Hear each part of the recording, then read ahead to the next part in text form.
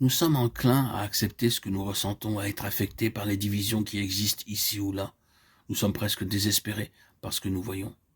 Mais plus vite nous mettrons cela de côté, plus ce sera bénéfique. Laissons faire les 1001 subdivisions chrétiennes sur cette terre. Le corps de Christ demeure un. C'est une longue robe sans couture. C'est un corps qui ne peut pas être divisé. Il reste un. C'est le fait fondamental auquel nous devons revenir. C'est là le commencement. Dans cette lettre aux Éphésiens, nous marquons tout d'abord que l'Église est appelée le corps de Christ, l'Église qui est son corps. Cette lettre apporte la révélation du mystère de Christ et de ses membres de l'Église.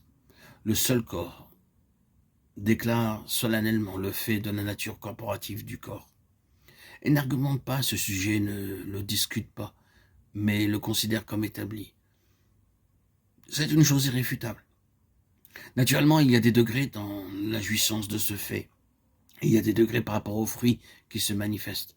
Mais ce fait solidement établi sans aucune nuance.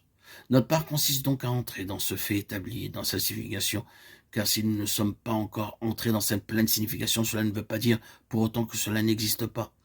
La difficulté, c'est que nous n'entrons pas dans ce que Dieu a établi au commencement. C'est-à-dire que nous devons connaître ce qui produit l'unité du corps. C'est là notre part.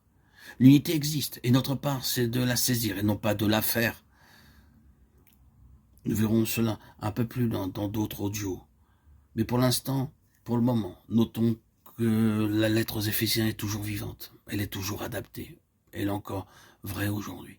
Quand nous considérons tout ce qui s'est produit ou qui existe sur Terre, les groupes, les divisions parmi les chrétiens, dont tous peuvent être des membres du corps de Christ, la lettre aux Éphésiens demeure après tous ces siècles ce qu'elle était au début. Mais elle représente le corps comme un tout solide, une unité corporative. C'est seulement quand nous parvenons dans les lieux célestes, loin de ce qui est terrestre, que nous commençons à entrer dans ce fait et réalisons ce que signifie ce fait pour Dieu, pour le ciel, mais aussi pour l'enfer et pour ce monde. Ainsi, pour entrer dans ce fait avec tout ce qu'il contient par rapport à la vocation et à la vie, nous devons saisir notre position en Christ.